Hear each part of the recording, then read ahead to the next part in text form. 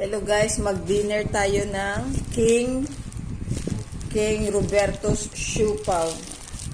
Grabe guys, dako guys. Oh. So, ang ating oras ngayon is midnight, alas 12. Nagigising ko lang, sobrang pagod. Nakapoy kita guys, kasi may gigantuan kita sa bungadlaw. Kagina, gali.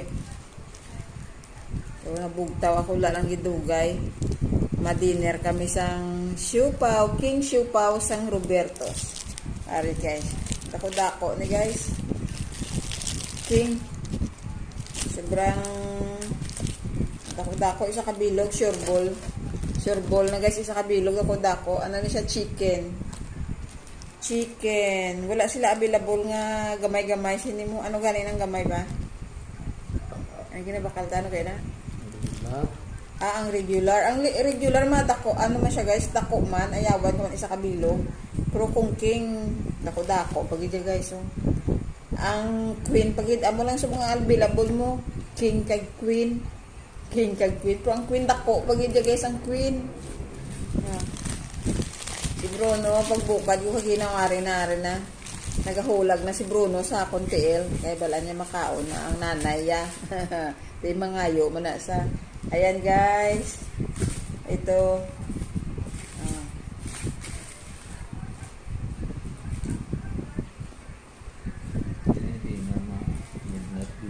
May ham sa sulod. Tapos may egg na siya. Tapos ang meat niya, chicken. Yan. Sobra dako-dako guys.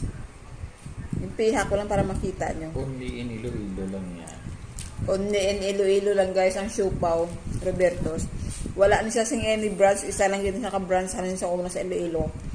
Wala nila yung palapta ang Siopaw sang Roberto's.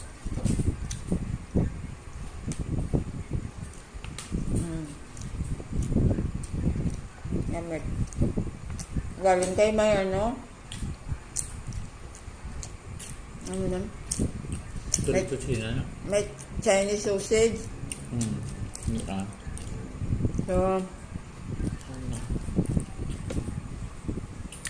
iluwa ko sigurado mamaya pagkatapos nito iinom ako ng gamot para sa allergy. Kasi sigurado sa Chinese sausage ma-allergy na naman ako. Pag kunting mga taba lang makain ko, mga fats, maandar yung allergy ko.